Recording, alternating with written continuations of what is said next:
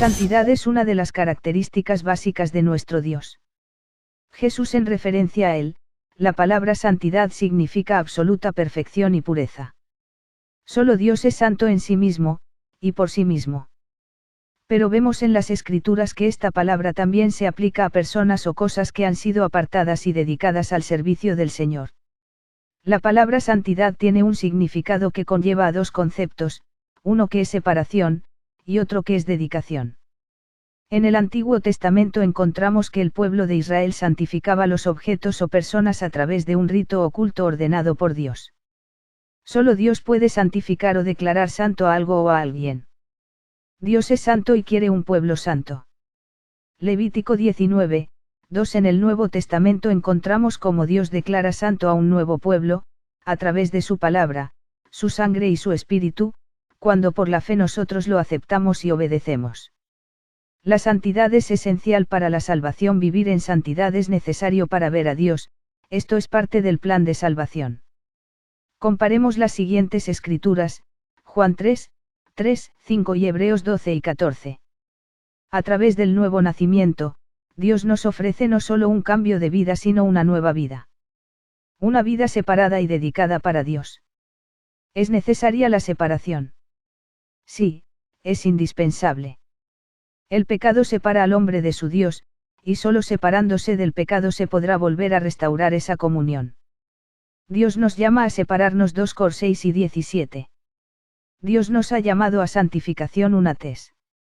4, 7. Separarnos cada día del pecado, renunciar a nuestros propios deseos carnales, deseos mundanos, consagrarnos al Señor, dedicarle nuestras vidas, y obedecer su palabra produce como fruto, la santificación. Romanos 6 y 22. La voluntad de Dios es nuestra santificación. 1 Tesalonicense 4, 3. Por esta razón nos ha bautizado con su Espíritu Santo y nos ha dado su palabra que es verdad. El Espíritu Santo imparte santidad en nosotros. En la dispensación de la gracia, Dios escribe sus leyes en nuestros corazones. Jeremías 31, 33. Una persona llena del Espíritu Santo, y que se deja guiar por el Espíritu, cada día va perfeccionando su santidad, pues el mismo Espíritu le va enseñando y dando testimonio de que Dios se agrada de su manera de vivir. Juan 14, 26. La santidad es enseñada por la Biblia, es también enseñada por los pastores y maestros. Efesios 4 y 11, 12. Para vivir en santidad la palabra de Dios nos aconseja, 1. No os conforméis a este siglo, en Romanos 12, 2, es decir, no conformarnos con lo que el mundo establece. No tenemos que seguir la corriente del mundo. La pregunta no es qué tan cerca podemos vivir del mundo sin pecar, sino qué tan cerca podemos vivir de Dios firmes y seguros de nuestra salvación. 2. Abstenerse de toda especie de mal, en 1 Tesalonicenses 5 y 22, es decir, todo lo que tenga un reflejo del mundo y sus deseos. Todo lo que da una imagen incierta, que dé lugar a confusión o equivocación. Dios quiere un pueblo celoso de lo bueno y que odie lo malo. Salmo 97, 10 y Proverbios 8 y 13. Dios odia el pecado y nosotros también debemos odiarlo. Claramente se entiende que debemos odiar el pecado, mas no al pecador, al cual hay que darle un tratamiento conforme a la palabra de Dios. Para obtener victoria en nuestra vida cristiana contra el pecado y vivir en santidad necesitamos entender estas verdades. 1. La ley del pecado, Romanos 7 y 20. Pablo nos dice que la ley del pecado que hay en nosotros es mayor que la ley de Moisés y que la ley de nuestra mente. En otras palabras, Pablo está diciendo que ni la ley, ni nuestra mente podrán vencer la naturaleza pecaminosa que reside en cada hombre. La ley de pecado, también se llama naturaleza pecaminosa, la vieja naturaleza, el viejo hombre, el primer Adán y la carne. Pero hay una ley que es mayor que la ley del pecado, y es la ley del Espíritu, Romanos 8, 2. Solo por medio de esta ley el hombre puede ser libre de la ley del pecado. Cuando la persona recibe el Espíritu Santo, recibe una nueva naturaleza que no desea pecar, pero que tiene las leyes y los deseos de Dios implantados en ella. 2. Todo aquel que es nacido de Dios no practica el pecado, primera de Juan 3, 9. En otras palabras, todo aquel que ha nacido de nuevo, no quiere pecar, no le gusta pecar, por lo tanto no practica el pecado. Pecar y practicar el pecado son dos cosas distintas. 3. Todo aquel que ha nacido de nuevo ha muerto al pecado. Romanos 6, 1, 6. Nuestro viejo hombre fue crucificado con Cristo a través del arrepentimiento, para que ya no sirvamos al pecado. Estamos muertos al pecado, por lo tanto somos libres del pecado. Así que el consejo de la palabra es, no reine el pecado en vuestro cuerpo mortal, de modo que lo obedezcáis en sus concupiscencias, ni tampoco presentéis vuestros miembros al pecado como instrumentos de iniquidad, sino presentaos vosotros mismos a Dios como vivos de entre los muertos y vuestros miembros a Dios como instrumentos de justicia. Romanos 6 y 12-13. Romanos 12, 1, 2 nos da otra perspectiva de lo que es la santidad. Debemos vivir una vida de tal manera que sea aceptable a Dios, esto es parte de nuestro culto, adoración, que le debemos tributar a aquel que nos ha salvado. Vivir en santidad es una manera de alabar y adorar a nuestro Dios. La santidad en su correcta perspectiva. Vivir en santidad no es una vida de esclavitud a reglas o regulaciones. No se trata solamente de no hacer lo malo, sino de estar dispuestos y alertas a hacer todo lo que agrada al Señor. Propósito de vivir en santidad 1. Agradar a aquel que nos compró a precio de sangre preciosa y mora en nosotros. 1 Corintios 6 y 19-22. Reflejar o proyectar la imagen de aquel que habita en nosotros, para que otros sean atraídos a él. Salmo 119, 1, 2. Para agradar a Dios con lo que hacemos necesitamos la fe. Hebreos 11, 6. Todos los aspectos de nuestra relación con Dios tienen que ver con la fe. Por fe venimos a Él, en fe somos salvos y por fe vivimos. Santiago 2 y 17-18 dice, así también la fe, si no tiene obras es muerta en sí misma. Pero alguno dirá, tú tienes fe y yo tengo obras. Muéstrame tu fe sin tus obras y yo te mostraré mi fe por mis obras. La fe nos guía a la obediencia, así debe ser también en cuanto a nuestra manera de vivir santamente para Dios. La santidad es resultado de lo que Dios ha hecho y está haciendo en nuestras vidas por la fe que hemos depositado en Él. Vivir en santidad, es vivir en obediencia, y la obediencia es la mejor y más importante demostración de amor que podemos darle a aquel que nos ama. Juan 14:15. Las actitudes son una base de santidad en nuestra vida cristiana. Una correcta actitud es el fundamento para desarrollar una vida en santidad. El salmista pidió a Dios, crea en mí, oh Dios, un corazón limpio y renueva en espíritu recto dentro de mí. Vuélveme el gozo de tu salvación y espíritu noble me sustente. Salmo 51, 10, 12. La verdadera santidad comienza en lo interior y se refleja en lo exterior y cubre todos los aspectos de la vida como lo son la naturaleza, los pensamientos, las actitudes, el comportamiento, la conducta y hasta la apariencia. En 1 de Pedro 1 y 13-16 el apóstol nos hace un llamamiento a una vida santa. Dice: sed también vosotros santos en toda vuestra manera de vivir. Toda nuestra vida y nuestro ser deben estar santificados por nuestra obediencia a la palabra de Dios. Pudiéramos decir que la santidad en nuestro corazón, en nuestros pensamientos y en nuestras actitudes es la santidad interna, y la santidad en nuestro comportamiento, conducta y apariencia es la santidad externa. No hay verdadera santidad en la vida del cristiano cuando su corazón está lleno de amargura, resentimiento, rencor, celos, envidia o altivez. Todo o cualquiera de estas cosas producirá una manera de hablar, de actuar y hasta una apariencia que no refleja a Cristo. Si examinamos honestamente con la ayuda del Señor, miramos en el fondo de nuestro corazón que hay una actitud negativa, entonces todos nuestros esfuerzos, incluyendo este estudio, serían vanos. Pero si podemos traer nuestro corazón a una correcta actitud, hasta sentir un deseo sincero y ferviente de agradar a Dios, entonces el resto de este estudio será solo cuestión de escuchar con los oídos espirituales, para luego ser hacedores de la palabra, practicantes de las enseñanzas y discípulos del buen Maestro que por amor nos ha salvado y cada día nos guía en el camino de la vida eterna. La santidad externa, es una proyección de la presencia de Dios en nuestras vidas y de nuestro crecimiento en su conocimiento y en su gracia. La santidad en la lengua, nuestra manera de hablar.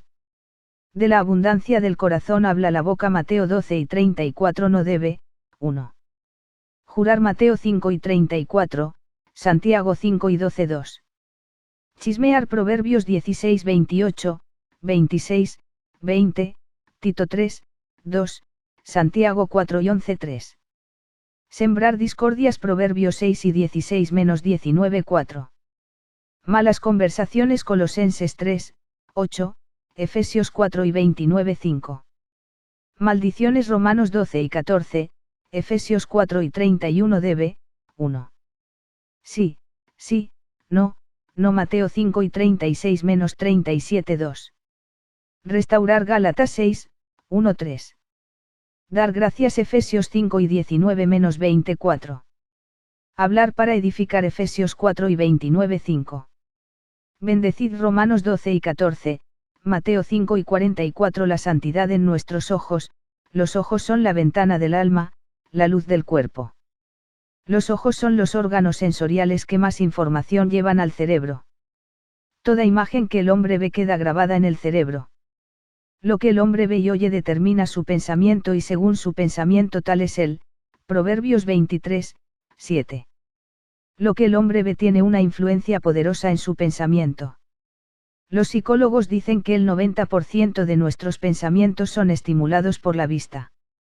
Por esto el Señor dijo que según la condición de nuestros ojos será la condición de todo nuestro cuerpo, San Mateo 6 y 22 menos 23, muchas tentaciones se nos presentan a través de los ojos. Ejemplos: Eva vio y codició, tomó y pecó. David vio y codició, tomó y pecó. Acán vio y codició, tomó y pecó. Satanás sabe que puede alcanzar nuestra mente y nuestra alma fácilmente a través de los ojos. Pero el Señor promete bendición para el que guarda sus ojos de la tentación, Isaías 33, 15, 17, ahora bien hay muchas situaciones sobre las cuales no tenemos control, pero si hemos aprendido a disciplinar los ojos serán tentaciones que pronto serán resistidas. Sin embargo hay en nuestra sociedad tres medios sobre los cuales siglo I tenemos control y son, literatura impresa, cine y televisión. Literatura: la lectura es un buen hábito de educación para el hombre, pero no todos los libros son buenos. Hay novelas que se basan en sexo, triángulos de amor, palabras vulgares, pornografía, magazines con confesiones íntimas o escándalos. San Mateo 5, 8 dice que los de limpio corazón verán a Dios, pero no se puede tener un corazón limpio leyendo esta literatura. Hechos 19:19 es un ejemplo de la reacción de nuevo convertido que ha nacido de nuevo. Una nueva manera de saber qué es bueno, es preguntarse qué clase de pensamientos, o meditación trae a mí esta lectura. Televisión y cine, son las armas más poderosas que Satanás ha estado usando para corromper la humanidad. Los dos tópicos más enfatizados en ellas son el sexo y la violencia. Ellas representan y crean una generación que se va depravando cada vez más. ¿Cómo afecta la televisión al cristiano? La persona que se sienta frente a ella es bombardeada por estas escenas y comportamientos que van de los ojos a la mente. El cristiano comienza resistiendo, pero va disminuyendo, y la mente es constantemente estimulada a pecar, y de ver constantemente la misma escena o comportamiento llega a parecerle normal al punto de practicarla. 1. La televisión no construye ni edifica una vida cristiana. 2. Viendo ciertas escenas, subconscientemente se asume que toda la sociedad es así, y esto desarrolla una actitud permisiva que excusa al pecado. Todo el mundo lo hace. 3. Es un medio de escape que te saca de la realidad. 4. Entretiene al hombre carnal y alimenta los deseos de la carne. 5. Le hace perder lo más valioso que el hombre posee, el tiempo, pues se convierte en una adicción. Efesios 5 y 16, Colosenses 4, 5 son mandatos del Señor.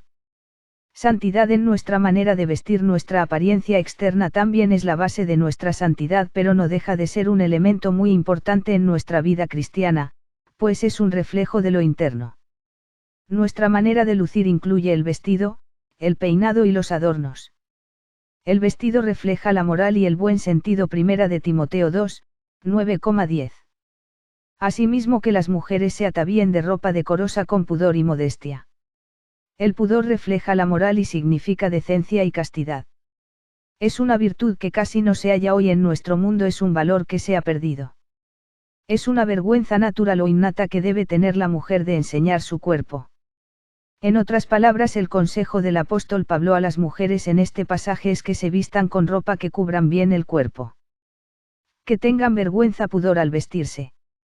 Una vestimenta descubierta indica la presencia de un espíritu sensual, un deseo de llamar la atención sobre el sexo opuesto y hace una invitación al pecado. Vistamos de una manera tal que no quedemos expuestos a miradas de codicia, y aun a una segunda mirada con la cual ya peca no solo el que miró sino también el cuerpo que provoca la lascivia. San Mateo 18, 7 da un ay. A los hombres que son de tropiezo, en este versículo la palabra hombres incluye también a las mujeres. San Mateo 13, 40 y 18, 6 también habla de los que hacen tropezar. La ropa decorosa tiene que ser bien examinada. Fíjese en los cuellos, las mangas, que no sean muy escotadas, el largo del traje que no muestre las piernas, las aberturas de las faldas, estilos apretados o telas transparentes que traslucen la figura y la forma del cuerpo. La modestia es señal de buen sentido y sabiduría, significa ser moderada, justa, considerada. La modestia es una buena representante de la humildad. Dios odia el orgullo, la vanagloria y la altivez.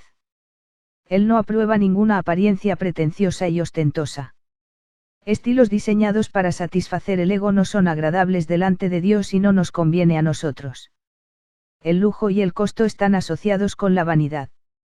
La obra de Dios sufre cuando tienen necesidades financieras y sus santos están gastando su dinero sin moderación. En cuanto al vestido, Dios también ha establecido una distinción entre los sexos. Entre el hombre y la mujer hay diferencias no solo biológicas, sino también mentales y emocionales. Dios ha establecido ciertos métodos sociales para mantener esta distinción. Esto es importante para Dios pues Él ha diseñado diferentes papeles para el hombre y la mujer. Esto ha sido violado por medio del vestuario unisex. Deuteronomio 22, 5 se aplica también para hoy pues, es parte de la ley moral y Dios especificó que es una abominación a Él. Malaquías 3, 6 Dios no acepta los afeminados, 1 de Corintios 6, 9, y en esto vemos que Él quiere que guardemos la diferencia. Es claro que en nuestra cultura el pantalón está asociado con el vestir del hombre y las faldas o vestidos con el vestir de la mujer. No hace muchos años atrás era incorrecto que la mujer usara pantalones. Fue hasta después de la Segunda Guerra Mundial cuando la mujer salió de su posición de ama de casa para trabajar en las fábricas por la ausencia de su esposo. En este tiempo comenzó la nueva era para la mujer, la cual ha promovido negativamente al movimiento Liberación Femenina, una liberación que no es otra cosa que una rebeldía y protesta al plan de Dios para ellas. El pantalón en el cuerpo de la mujer delinea su figura, marcando de una manera vulgar sus partes íntimas y dando lugar a la codicia por parte de los hombres, lo cual es tropiezo. El peinado o arreglo sencillo del pelo para dar gracia a la mujer, la palabra nos recomienda no peinados ostentosos. 1 de Timoteo 2, 9, 1 de Pedro 3, 3. Lo contrario de peinados ostentosos son peinados sencillos. La mujer debe peinarse bien, haciéndose peinados sencillos porque su pelo es su gloria. Dios nos manda a dejarnos crecer el cabello porque esto es honroso, es decir, la mujer que se deja crecer el cabello es honrada. Es honrada por Dios, por los ángeles, por los justos y temerosos de Dios, porque por medio de su obediencia se está sometiendo a Dios y a su esposo. La mujer no debe orar, presentarse a Dios, con la cabeza descubierta. Pero Dios le ha dado su cabello en lugar de velo. 1 Corintios 11 y 13-16. El propósito de nuestro pelo es gloria, no vanagloria, no debemos lucirlo con otros propósitos como por ejemplo vanidad, provocar o atraer. El pelo largo bien recogido, bien arreglado da gracia y gloria a la mujer.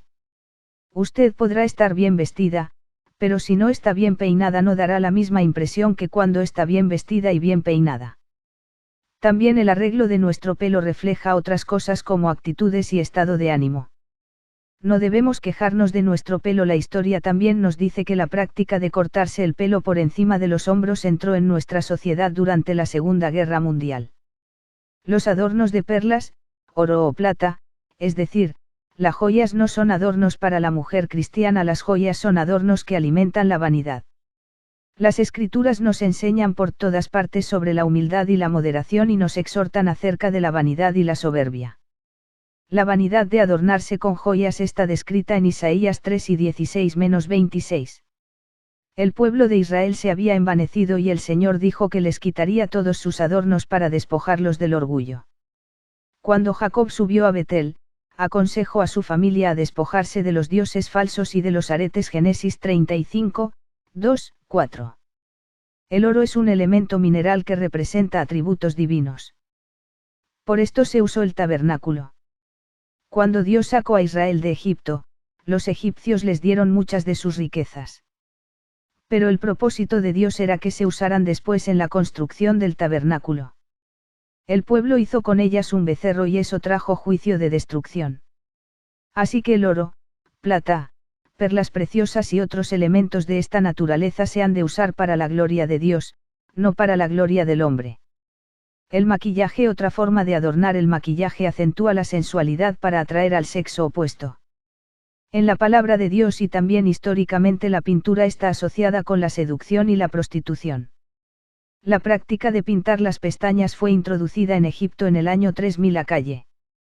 Por esto el sabio Salomón, dando consejo a sus hijos para no caer en manos de la mujer extraña, decía, Prov. 6 y 25: no codicies su hermosura en tu corazón, ni ella te prenda con sus ojos. Fijémonos cómo Jezabel usó la pintura con el propósito de seducir al profeta. Segunda de Reyes 9 y media. Pero las mujeres de Dios hacen todo lo contrario, como Esther. Est 2 y 13-15. Cuando el pueblo de Dios, su amada, lo dejó por otros dioses, Dios lo comparó con una prostituta que usa maquillaje para atraer a sus amantes. Ezequiel 23-36, 44. En Jeremías 3, dice el Señor, te has mostrado como una prostituta, y no has querido avergonzarte. De estos dos versículos podemos desprender que para el Señor el maquillaje en una mujer se relaciona con prácticas de prostitución. Según la Enciclopedia Británica, fue después de la Segunda Guerra Mundial esta práctica venció la oposición y gradualmente fue aceptada por la sociedad. Antes de esto estaba relacionada con la prostitución. El tinte en el cabello. La palabra de Dios no hace una mención directa sobre esta forma de maquillaje, sin embargo aún podemos determinar si esto es agradable a Dios o no por la misma palabra. Algunas mujeres en la iglesia resisten al hecho de dejar que se le vean las canas por cuestiones estéticas, según afirman. Sin embargo, podemos decir que una persona que se tiñe el cabello está mostrándose o presentándose tal como no es decir, no es transparente, presenta algo que parece pero en realidad no es. Saben a qué se asemeja algo que parece pero que en realidad no es. Exactamente a una mentira, a una falsedad. Sabemos que las mujeres cristianas aman la verdad y la practican, son transparentes y consideran que las canas son honra, según lo expresa Levítico 19:32. Como cristianos conocemos qué le ocurrirá a los mentirosos, Apocalipsis 21, 8. También teñirse el cabello es una forma de ser de tropiezo para otras muchachas en el camino del Señor. Hoy en día las muchachas del mundo se pintan el cabello de diversos colores, rojo, morado, azul, verde, y así llegan a la iglesia. Suponga usted que a ella le empieza a agradar el Evangelio pero a ella le encanta el color de cabello morado. ¿Con qué autoridad le dirá usted no se tiña el cabello de morado si usted se lo pinta de negro o amarillo? ¿Hay alguna diferencia establecida por el color escogido? El acto de engañar es el mismo.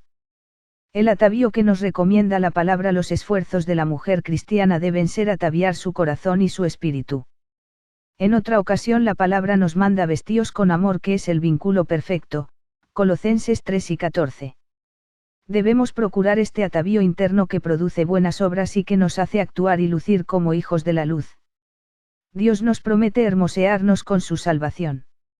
No hay otra cosa que dé más belleza al ser humano que el amor, el gozo y la paz de Dios reflejado en unos ojos bien despiertos y llenos de vida. El corazón alegre hermosea el rostro, Proverbios 15:13. Esta es la verdadera hermosura, la que proviene de un corazón limpio de amarguras y agradecidos con su Dios. La otra hermosura, que proviene de cosas externas, es artificial, superficial, es vana. Proverbios 31, 30 Engañosa es la gracia y vana la hermosura. La mujer que teme a Jehová, esa será alabada, pero la hermosura de la santidad es la verdadera hermosura. De ella podemos participar. El Señor viene a presentarse a sí mismo una iglesia gloriosa, que no tiene mancha ni arruga, ni cosa semejante, sino que es santa y sin mancha de rebeldía y de desobediencia. Una iglesia que se ha sometido a Él y a su palabra de amor. Gloriosa será el anuncio de nuestra entrada al cielo. Apocalipsis 19, 7, 8.